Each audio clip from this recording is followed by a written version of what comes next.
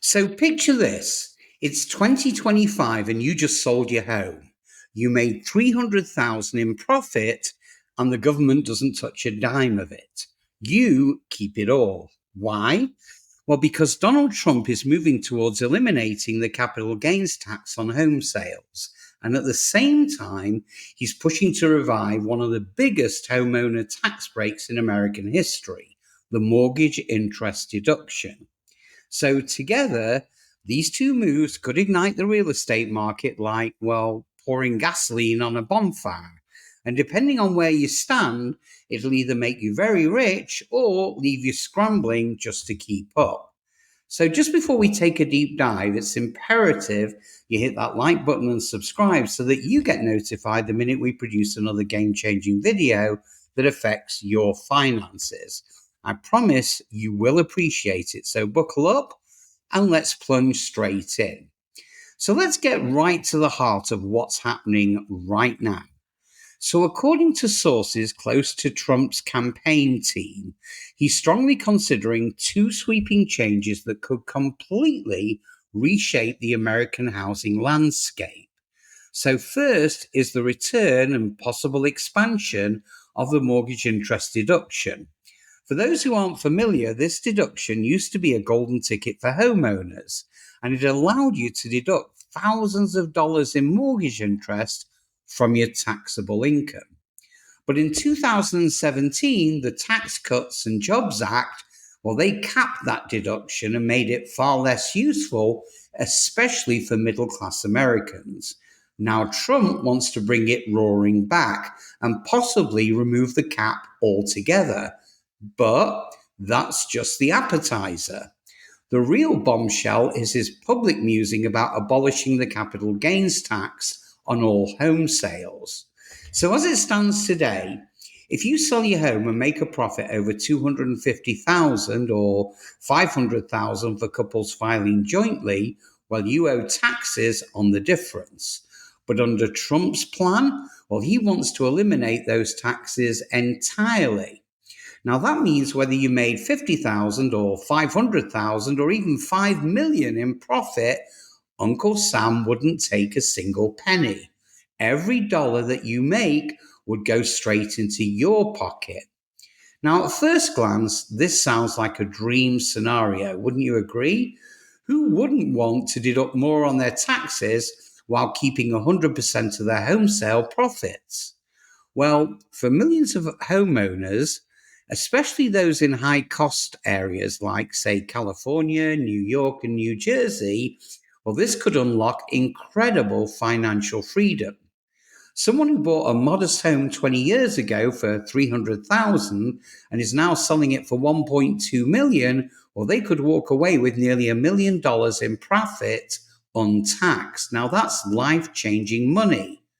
And real estate investors, too, are licking their chops. So if they're able to combine interest deductions on their mortgages with completely tax-free exits on their properties, well, their returns could absolutely explode overnight.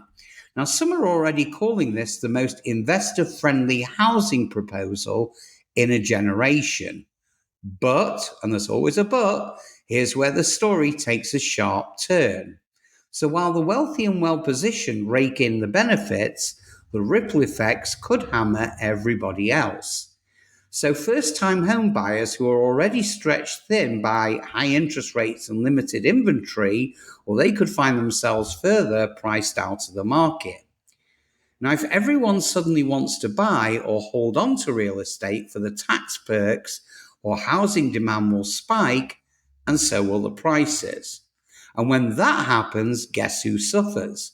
You guessed it, the folks who are already struggling to buy in at the moment. Now, this already feels like a roller coaster. We haven't even reached the top of the loop yet. So do me a favor, hit that like button, subscribe, and drop a comment below. Do you think eliminating the capital gains tax is fair? Do you? Or does it just benefit the rich and leave others well behind? I'd love to hear your thoughts, and I promise you, I'll reply to as many comments as I can because guess what? I always do. Now let's zoom out for a minute and look at what this could do to the broader economy. So removing the capital gains tax on home sales doesn't just put money in people's pockets, it changes behavior.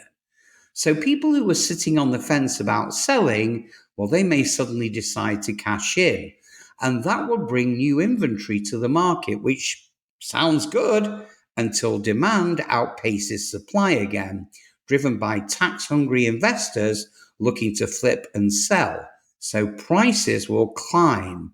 Construction ramps up. Material and labor costs skyrocket. And guess what? That drives inflation yet again. Now, you may be asking, what about the deficit? Well, the US government currently collects billions annually in capital gains taxes from real estate. If you wipe that out, the question is, where does that money come from?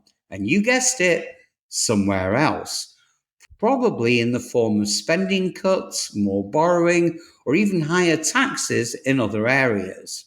So while some folks get a short-term win, the long-term economic consequences, well, they could be very, very serious. And it doesn't end there. Rents also are likely to rise as well. Now, when home prices soar, landlords often respond by hiking rents to maintain profit margins. And that means people who can't afford to buy won't just be left behind, they'll pay more just to keep a roof over their heads. And I feel for those people. So while these proposals are marketed as boosts to the middle class and homeowners, well, the effect could deepen the wealth divide in America. So there's no denying this is a political play, and to be honest, a clever one at that. Trump knows the American dream has always been tied to home ownership. There's no doubt about it. So by floating these proposals, he's appealing to two powerful voter bases at once.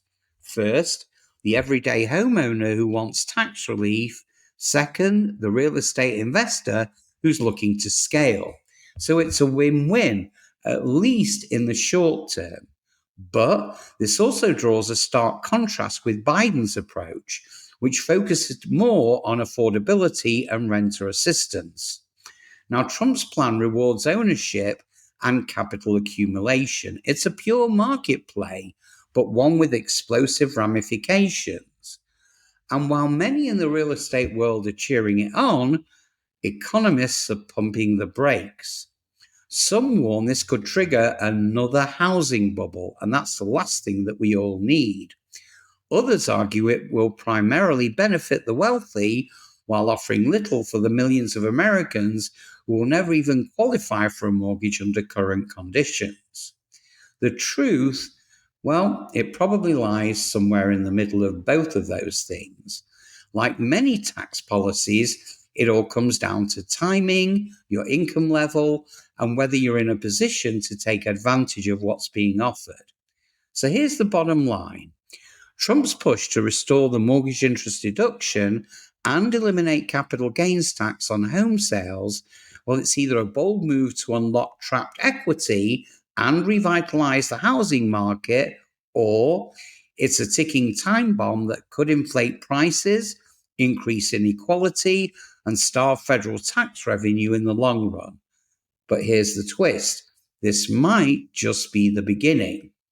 So I've heard rumors that are swirling that Trump is working on a third housing-related executive order that could be even more disruptive, something involving 1031 exchange rules and foreign investment caps. Now, we're digging into it right now, and in a future video, I'll break down exactly what it could mean for your portfolio and your neighborhood. So be sure to subscribe, hit that bell icon, and share this video with someone who's thinking about buying or selling in 2025. You might just change their financial future. And remember, whether you rent, you own, or you invest, understanding the game, well, that's the first step to winning it. So have a wonderful day, and I'll see you guys on the next one.